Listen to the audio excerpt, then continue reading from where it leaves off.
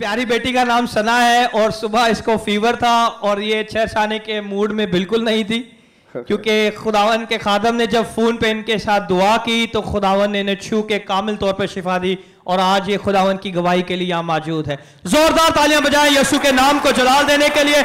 हम खुदावन का शुक्र अदा करते हैं जिसने आज हमारी जिंदगी में और हमेशा तक हमारी जिंदगी में मौजूद करने की कुदरत है।